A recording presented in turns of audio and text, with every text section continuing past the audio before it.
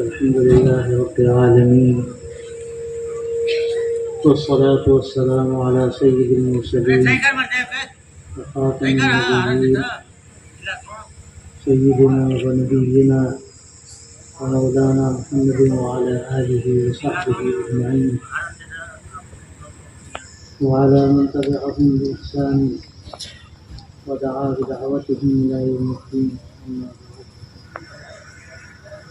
فأعوذ بالله من الشيطان الرجيم. يا أيها الذين آمنوا إن تتقوا الله يجعل لكم فرقانا ويكفر عنكم سيئاتكم ويغفر لكم والله ذو الفضل العظيم. صدق الله العظيم.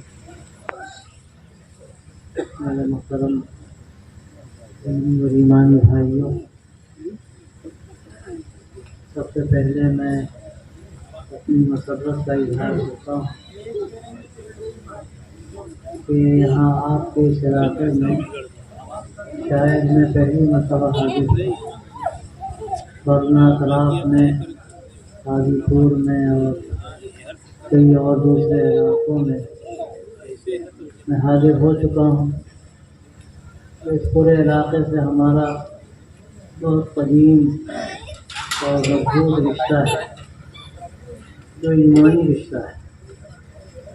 حضرت سید احمد شہید رحمۃ اللہ علیہ جو اپنے وقت کے امام اولیاء تھے، سید المجاہدین تھے، امیر المؤمنین تھے، وہ یہاں تشریف لائے ہیں.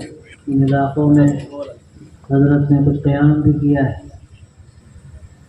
اور اس کے بعد اخیر میں مولانا سید ابوالحسن علی ندوی رحمۃ اللہ علیہ بھی بارہا تشریف لائے ہیں، اور دوسرے ہمارے بزرگ بھی یہاں آتے رہے ہیں، اور یہاں کے بزرگوں کا بھی وہاں سے بڑا تعلق رہا ہے. تو یہ ایک اپنائیت ہے، تعلق ہے، جس کی بنا پر یہاں حاضر ہونا خود میرے لیے باعث سعادت بھی ہے اور باعث مسرت بھی ہے. اور ظاہر ہے کہ آپ کسی ایمانی رشتے کی بنا پر، اسی تعلق کی بنا پر یہاں جمع ہوئے، اور یہ ایسا مضبوط رشتہ ہے، ایمانی رشتہ، یہ ہر رشتے پر بھاری ہے. یہ رشتہ دنیا میں بھی کام آتا ہے اور مرنے کے بعد بھی کام آئے گا.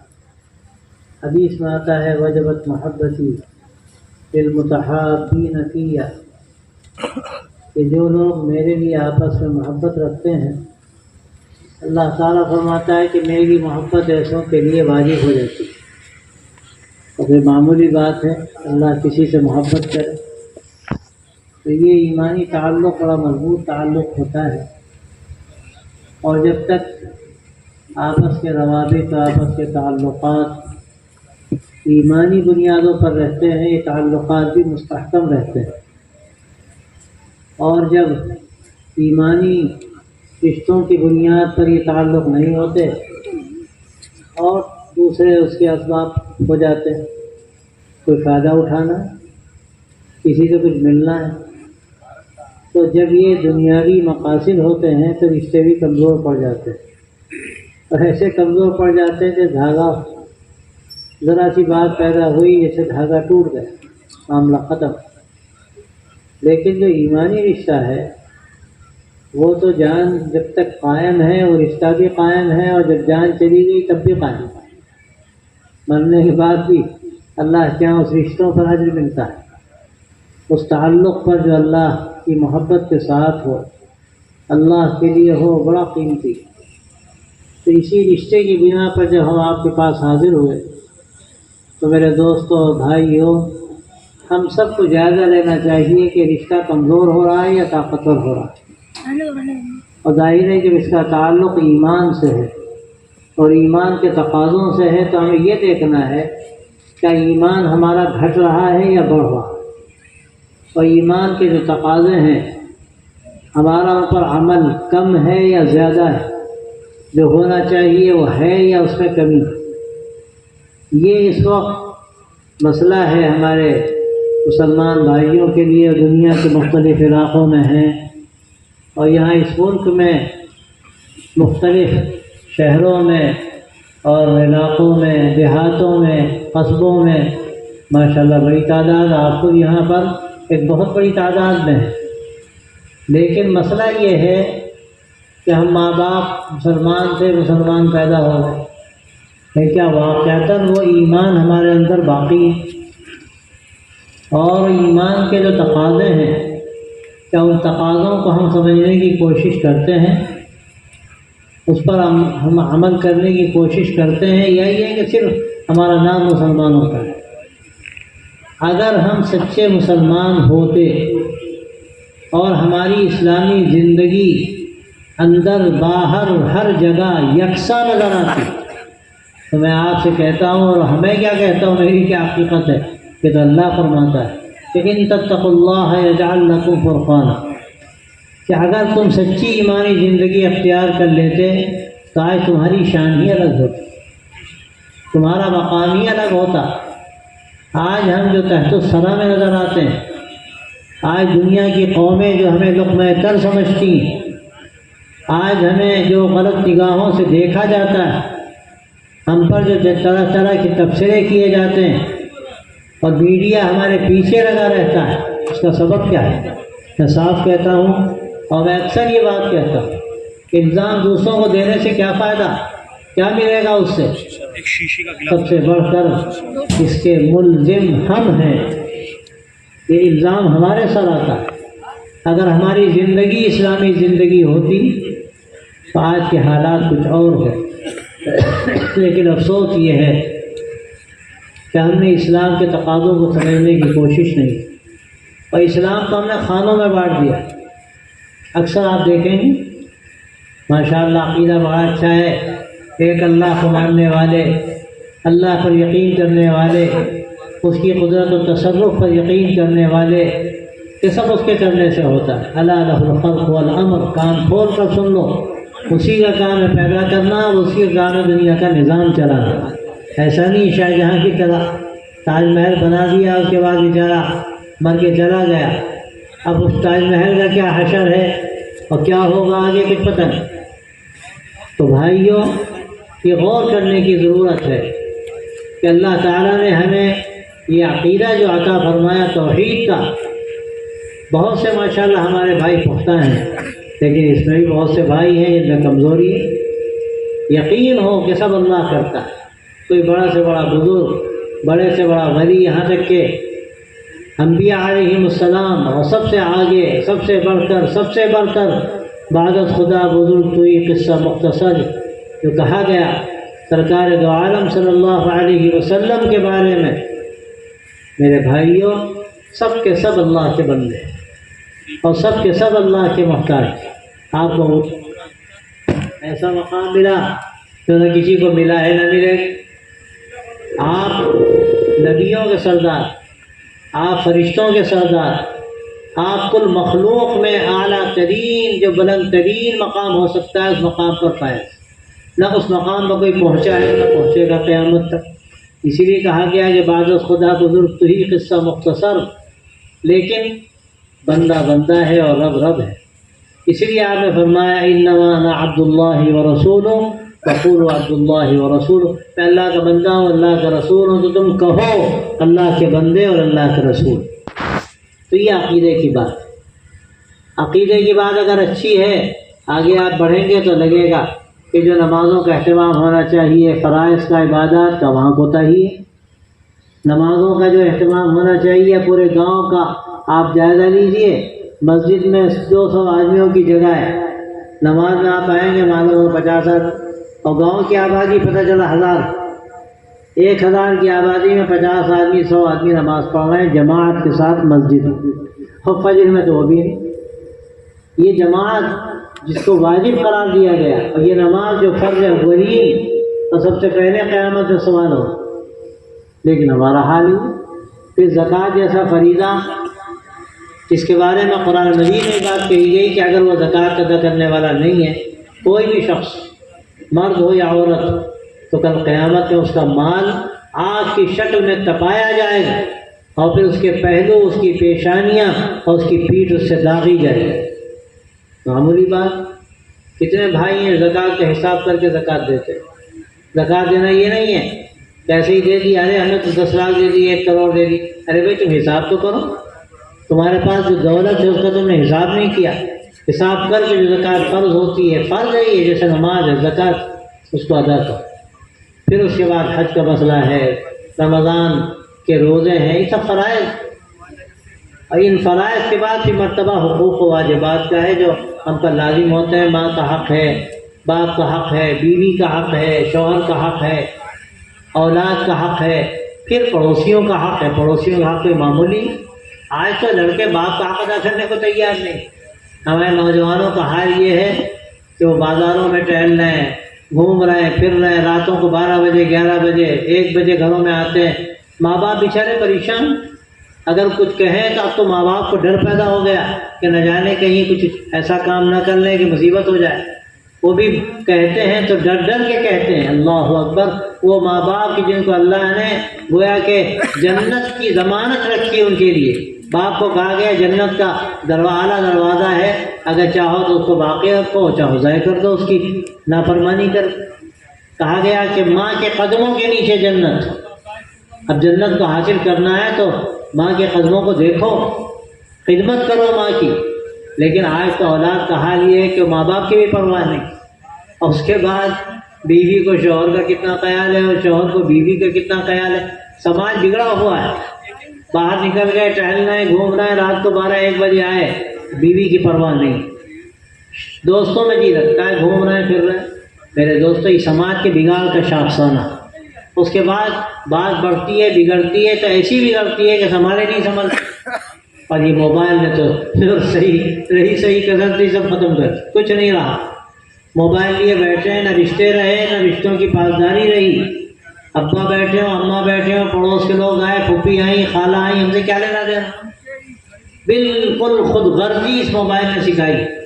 اور کیا کیا سکھایا ہمیں اس شریف محفل میں، پروقار مجلس میں کیا عرض کروں، وہ آپ سب جانتے ہیں. یہ سماج کی خرابیاں ہیں. ہم حقوق ادا نہیں کرتے، اس کے نتیجے میں پڑوسی کے حق کو کیا کہا جائے جب ماں باپ کے حق کی پرواہ نہیں. حالانکہ ہمارے نبی صلی اللہ علیہ وسلم نے فرمایا واللہ لا یؤمن واللہ لا یؤمن واللہ لا یؤمن. قیل من یا رسول اللہ صلی اللہ علیہ وسلم؟ قال صلی اللہ علیہ وسلم من لم یأمن جارہ بوائقہ. آپ نے فرمایا خدا کی قسم وہ مسلمان نہیں ہو سکتا، خدا کی قسم وہ مسلمان نہیں ہو سکتا، خدا کی قسم وہ مسلمان نہیں ہو سکتا. صحابہ نے عرض کیا اللہ کے رسول آپ کس کے بارے میں فرما رہے ہیں؟ آپ نے فرمایا کہ جس کے جھگڑے بکھیڑے سے اس کا پڑوسی محفوظ نہ ہو وہ مسلمان نہیں ہو سکتا. کبھی ہم توجہ کرتے ہیں؟ ہم حال یہ ہے کہ کوئی اپنی دیوار پہ کیل ٹھوکے اور دل میں ٹھوکے، ہم لڑنے مرنے کو تیار ہو جائیں گے. آپ کون ہوتے ہیں کیل ٹھوکنے والے؟ ہماری نیند خراب ہو رہی، سونے کا وقت نہیں. حدیث میں آتا ہے، حضرت ابو ہریرہ رضی اللہ تعالیٰ عنہ نے بات فرمائی، حضور نے یہ بات کہی ہے اور میں تمہارے سر پر یہ بات پھینک کر اور تمہیں اوپر اس کو ڈال کر رہوں گا، تمہارے سمجھ میں آئے یا نہ آئے. کوئی کھوٹی ٹھوک رہا ہے اپنی دیوار میں، تمہاری دیوار سے ملی ہوئی ہے، تھوڑی اذیت برداشت نہیں ہوتی تم سے، تھوڑی سی آواز برداشت نہیں ہوتی. اور دوسری طرف بھی بد اخلاقی ہوتی ہے، جب کوئی رات کو 12 بجے کیل ٹھوکے تو یہ تو بہت خطرناک بات ہے. اللہ کے بندے تمہیں اجازت ہے لیکن دن میں کام کرو، سونے کے وقت بھی کام کیوں کر رہا. بگاڑ دونوں طرف سے آتا ہے. تو یہ پڑوسی کا جو حق ہے کوئی معمولی حق نہیں. حضور نے یہاں تک فرمایا کہ جبرائیل علیہ السلام اس قدر تاکید فرماتے رہے، مجھے یہ لگا کہ اب وہ پڑوسی جو ہے نا اس کو وارث بنایا جائے. جیسے بیٹا وارث ہوتا ہے ایسی پڑوسی کو وارث بنایا جائے. یہ پڑوسی کا حق ہے. پڑوسی ہے تو ایک دوسرا پڑوسی سمجھے ہمارا پڑوسی، اب ہمیں کسی چیز کی فکر کی ضرورت نہیں. وہ سفر میں بھی جائے تو سمجھے کہ ہمارا گھر محفوظ ہے. کسی کا ہمارا پڑوسی فکر کرنے والا، ضرورتوں کو پورا کرنے والا، یہ نہیں کہ پڑوس میں کوئی مر رہا ہے ہمیں کیا مطلب. یہ یورپ کا کلچر ہے، یہ یورپ کا کلچر ہے. ہمارے وہاں سنایا کرتے تھے قصہ کہ ان کے کسی تعلق والے نے سنایا کہ وہاں بڑی کالونی میں ایک کسی صاحب کا مکان تھا اور ان کے پڑوس میں بھی کسی کا مکان رہا ہوگا.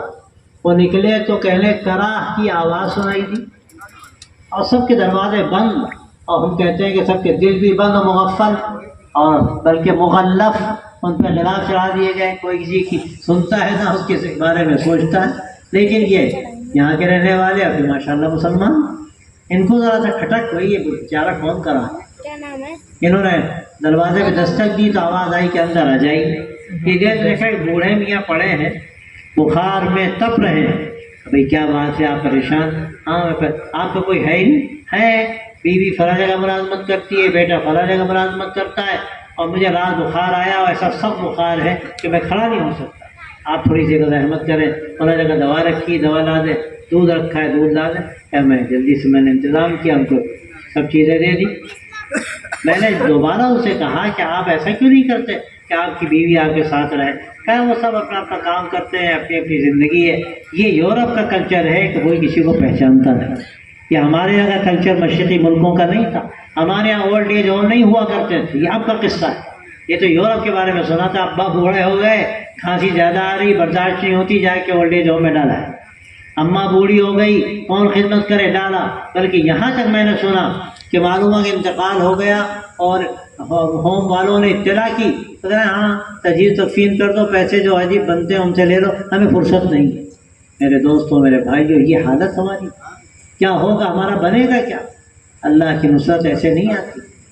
جو ہمیں سماج دیا گیا، جو ہمیں اخلاق دیے گئے، جو ہمیں طریقہ بتایا گیا، جو ہمیں حقوق دیے گئے، اگر وہ نہیں سمجھ سکتے تو یاد رکھیے ہمارے ساتھ وہی ہوگا جو ہم دوسروں کے ساتھ کر رہے ہیں۔ تو بھائیو دوستو، پڑوسی کا حق ہے، اس کا بھی ہمیں خیال رکھنا ہے۔ اسی طرح ہمیں تو جانوروں کا حق بھی بتا دیا گیا، یہاں تک کہہ دیا گیا کہ ایک کتے کو ایک بدکارہ عورت نے پانی پلا دیا، اللہ نے اس کی مغفرت کا سامان کر دیا۔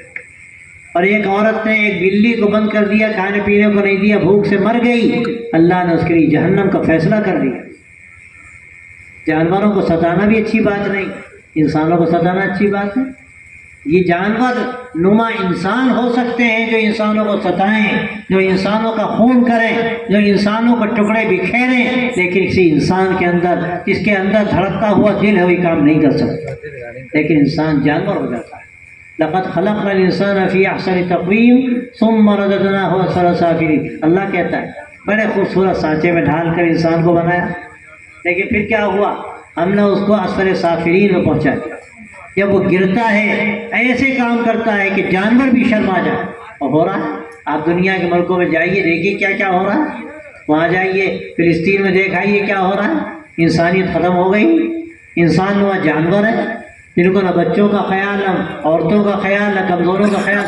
ہمارے نبی صلی اللہ علیہ وسلم نے یہاں تک فرمایا جنگوں کے موقع پر کہ دیکھو کسی عورت پہ ہاتھ مت اٹھانا، کسی بچے پر ہاتھ مت اٹھانا، کسی عبادت گزار جو بیچارہ اپنے مندر میں مسجد میں لگا ہوا ہے عبادت میں، اس پر ہاتھ مت اٹھانا جو تو اپنے کام میں لگا ہوا ہے۔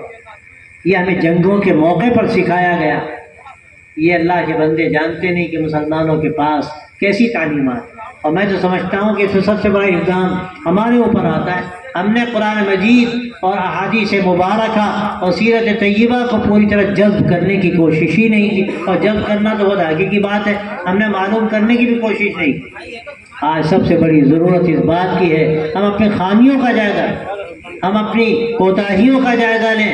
کتنے لوگ ہم میں ہیں جو پورے اسلام کو سمجھتے ہیں، عقائد کو دیکھیے، عبادات کو دیکھیے، معاملات کو دیکھیے، پھر جو ہمارا سماج ہے، ہماری جو معاشرتی زندگی ہے اس زندگی کو دیکھیے، کیا صورتحال اس وقت۔ جو ہمارے اندر خامیاں ہیں، بڑی بڑی خامیاں، اس میں یہ بھی ہے کہ شادی بیاہ کا موقع ہوتا ہے تو ہم سوچتے ہیں کہ یہ تو ہماری ایک ضرورت ہے، اس کا دین سے کیا تعلق۔ مولوی صاحب نے مسئلہ بتایا تو چڑ ہوتی، مولوی صاحب تو ہر جگہ آ جاتے ہیں، ابھی نماز کا مسئلہ بتاؤ، زکوٰۃ کا بتاؤ، یہ شادی تو ہماری ضرورت ہے، اس کا بھی مسئلہ بتاتے ہو۔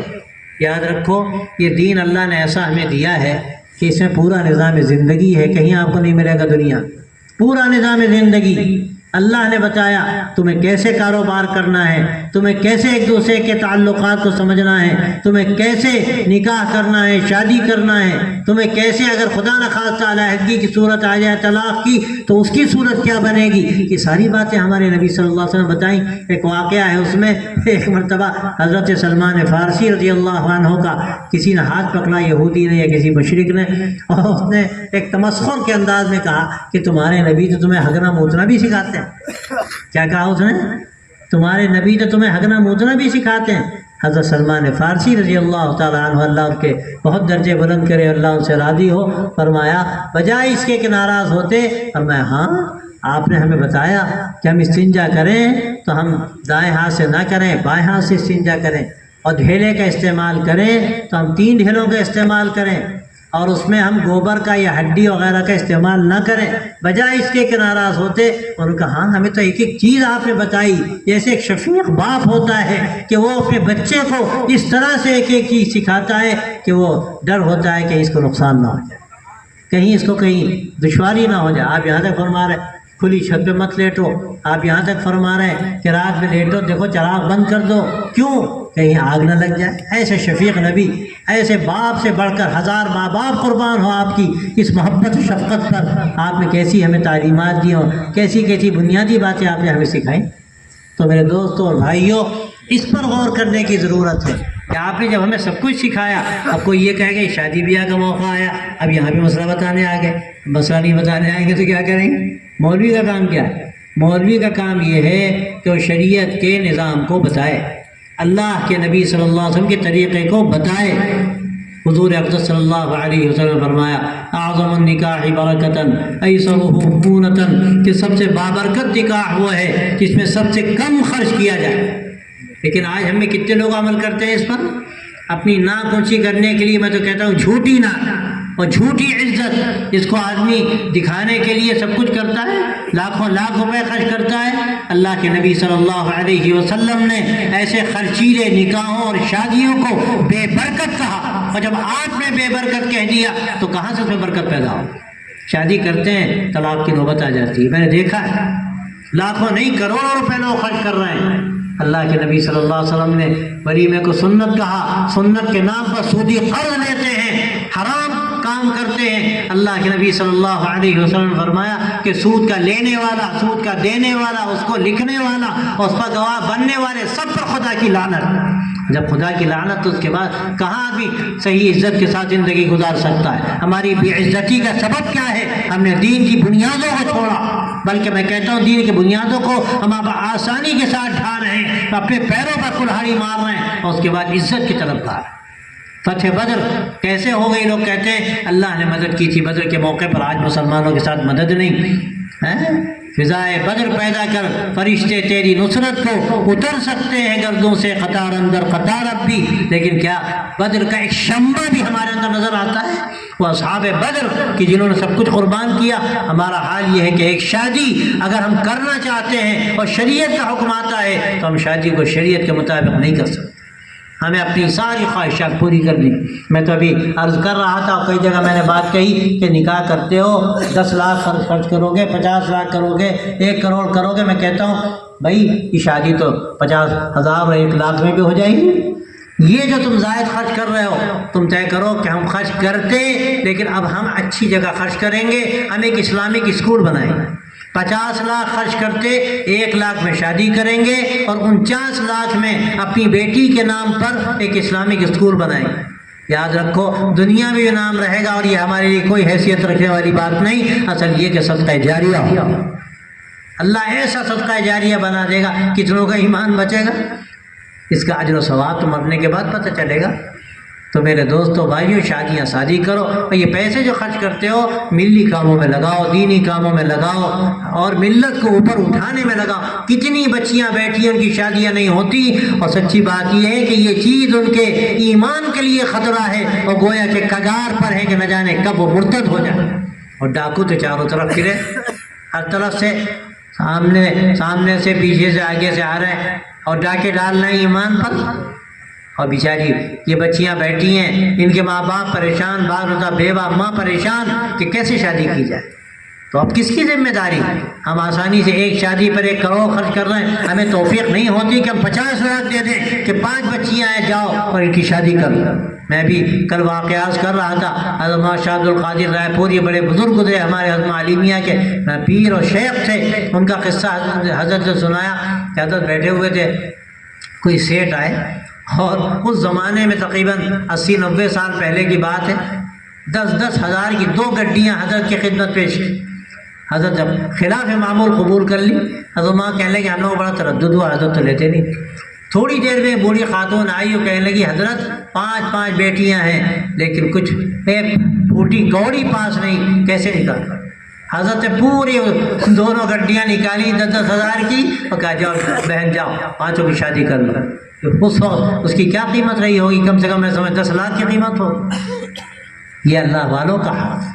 ہم پیسوں سے کھیلتے ہیں، عیش و عشرت کی زندگی گزارتے ہیں اور اپنی جھوٹی عزت کے لیے لاکھوں لاکھ روپے شادیوں میں خرچ کرتے ہیں، لیکن ہمیں ایمان بچانے کی توفیق نہیں ہوتی۔ ہمارے پڑوس میں کوئی بیچارہ پریشان ہے، اس کا ایمان خطرے میں ہے، ہم اس کی شادیوں میں 1 پیسہ دینا نہیں چاہتے۔ اگر لاکھوں لاکھ روپے والے کے پاس جا کر کوئی کہے کہ 10,000 روپے دے دو، ہمارے پاس پیسہ کہاں ہے؟ اللہ دینے والا بھی ہے اور اللہ لینے والا بھی ہے۔ اس سے ڈرنا چاہیے کہ آج وہ دولت جو اللہ نے ہم کو دی، اگر ہم نے سیز کر رکھی اور اس کا حق ادا نہ کیا تو وہی ذات ہے اللہ کی جو لینا بھی جانتی۔ اور دیکھا ہے لوگوں نے محلوں میں رہنے والوں کو بھیک مانگتے ہوئے دیکھا ہے۔ تو میرے دوستو یہ ہمارے اوپر حق ہے، شادیاں شادی کیجئے، اپنے پڑوسیوں کی فکر کیجئے، ملی کاموں میں خرچ کیجئے۔ اور اس کے علاوہ ایک اور بات میں عرض کرتا ہوں جو ہماری بڑی خامی ہے کہ ہم وراثت کی شریعت کے مطابق تقسیم نہیں کرتے۔ اور میں ایک بات عرض کرتا ہوں کہ اس وقت ہمارے درمیان جو جھگڑے اور فساد ہیں اس کے صرف 2 سبب نظر آتے ہیں۔ ایک یہ کہ ہماری زبان قابو میں نہیں، اور دوسرے یہ کہ ہم وراثت کی شرعی تقسیم نہیں کرتے۔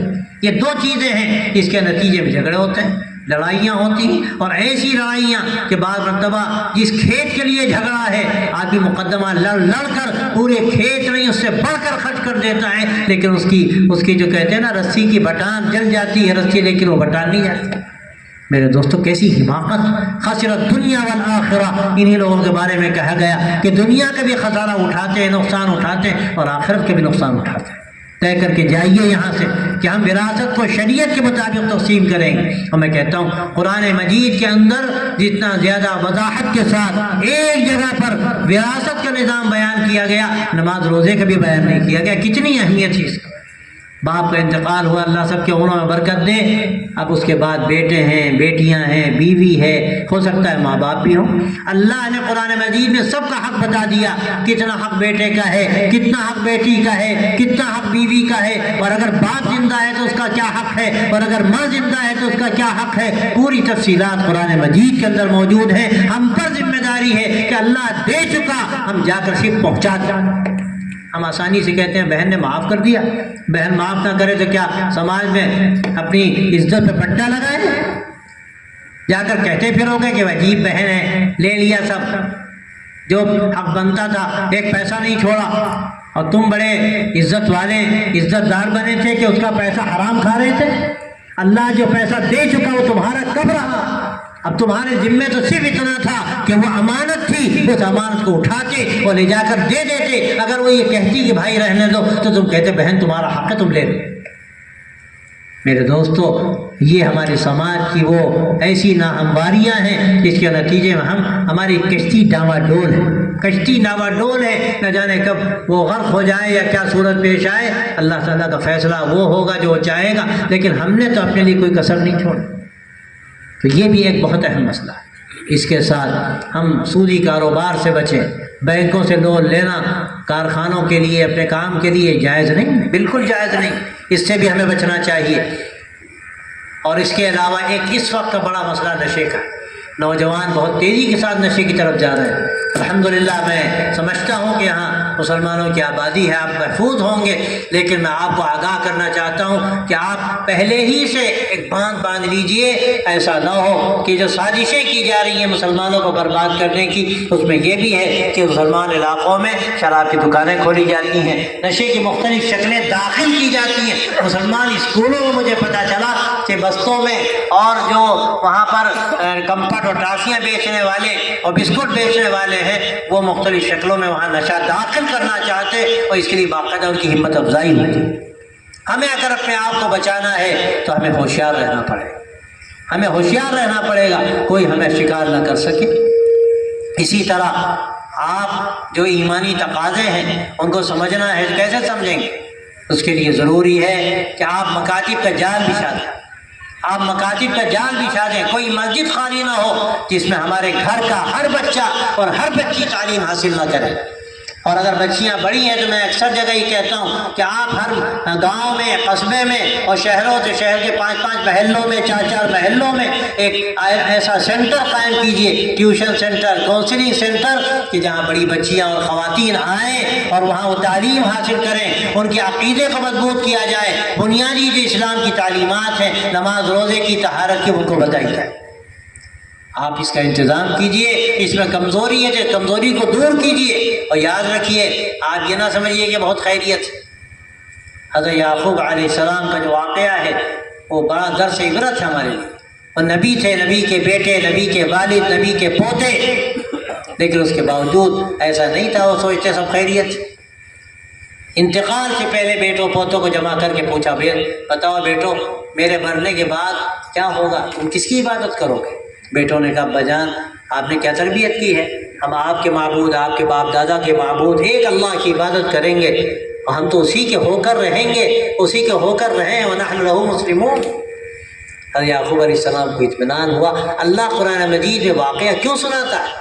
اس لیے کیسے ہی خیریت آپ کو نظر آئے، لیکن یاد رکھیے آنے والی نسلیں خطرے میں ہیں، آنے والی نسلیں خطرے میں ہیں۔ جو نظام تعلیم کا جاری کیا جا رہا ہے، جو اسکول ہمارے قائم ہو رہے ہیں حکومت کی جانب سے، یاد رکھیے وہاں کیا سکھایا جا رہا ہے، وہاں پہ ریل میں کس طرح مشرکانہ عقائد ان کے ذہن و دماغ میں ڈالے جا رہے ہیں۔ ابھی قصہ ایک صاحب کہنے لگے، میرے اچھے دیندار گھرانے کے نمازی کہ بچی اوپر چڑھ رہی تھی اور ہمیں دیکھ کے کہہ رہی رام رام۔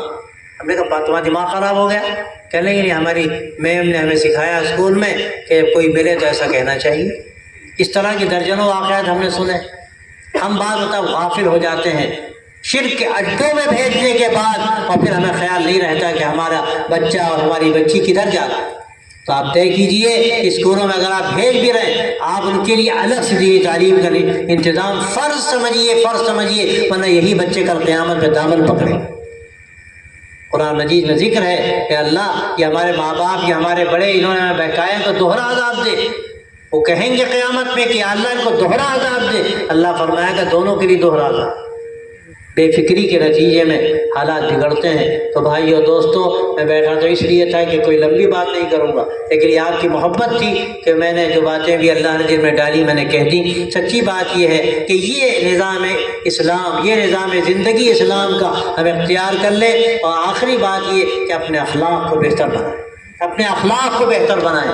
ہمارا پڑوسی ہمیں دیکھ کر اپنے کو ایک عزت والا محسوس کرے، سکون میں اور پوری حفاظت میں محسوس کرے کہ ماشاءاللہ یہ پڑوسی ہیں، تب کوئی فکر کی ضرورت نہیں۔ تو یاد رکھیے پڑوسی چاہے مسلمان ہو یا مسلمان نہ ہو، کوئی بھی ہو، لیکن اس کا یہ تصور ہونا چاہیے ہمیں دیکھ کر کہ مسلمان ہیں تو ان کے پاس رہنے کے بعد ہر طرح کا سکون۔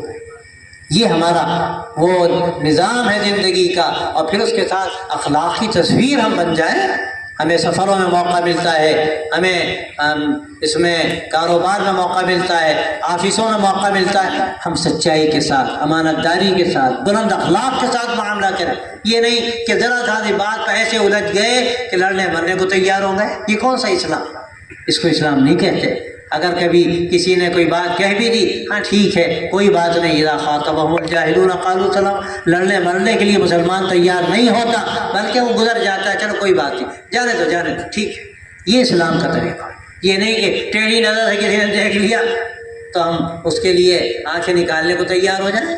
یا کسی نے گالی دے دی ہم گولی مارنے کو تیار ہو جائیں، مقدمے بازی کے لیے تیار رہیں ہر وقت؟ یہ اسلام نہیں سکھاتا۔ اسلام انتہائی چیزوں کو بدترین سمجھتا ہے اور اس کی سزا اسلام نے متعین۔ اخلاق کو بلند کرنا ہے، اور کوئی ایسا کام چلتے پھرتے ہمارا ایسا نہ ہو کہ کسی کو بھی تکلیف ہو۔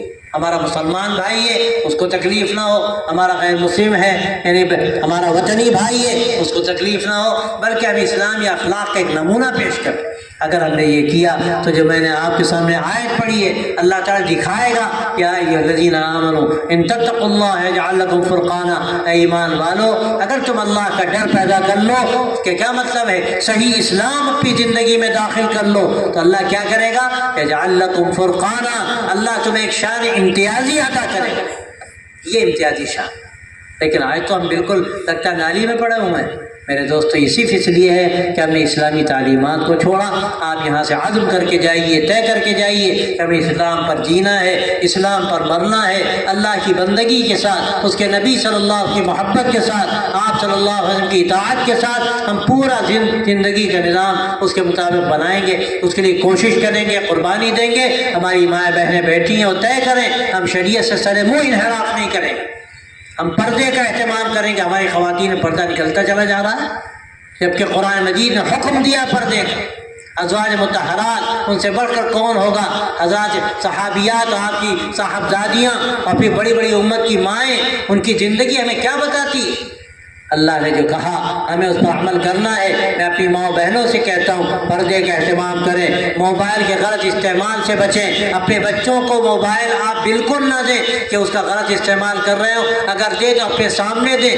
آج کل ہوتا ہی ہے، اماں چاہتی ہیں کہ وہ بھی موبائل دیکھیں تو وہ ایک موبائل بیٹے کو دے دیتی ہیں، 5 سال کا، 6 سال کا، 4 سال کا، 9-10 سال کا، اور بیٹی 12-15 سال کی وہ بھی دیکھ رہی ہے، اماں بھی بیٹھی دیکھ رہی ہیں۔ اب ان کو یہ خیال نہیں کہ وہ کدھر جا رہے ہیں۔ میں آپ سے صاف کہتا ہوں کئی واقعات میرے سامنے پیش آئے قریبی میرے شہر میں، کسی موبائل کی وجہ سے ارتداد کے واقعات پیش آئے۔ آپ دیکھیے کہ آپ کا بیٹا، آپ کی بیٹی موبائل میں کہاں جا رہے ہیں، آپ غافل نہ رہیے۔ ہمارے بہت سے دوستوں نے بتایا رات کو 10:30-11 بجے ابا نے کہا چلو اپنا اپنے موبائل لا، سب کے موبائل اپنے پاس رکھ کے جاؤ سو جاؤ۔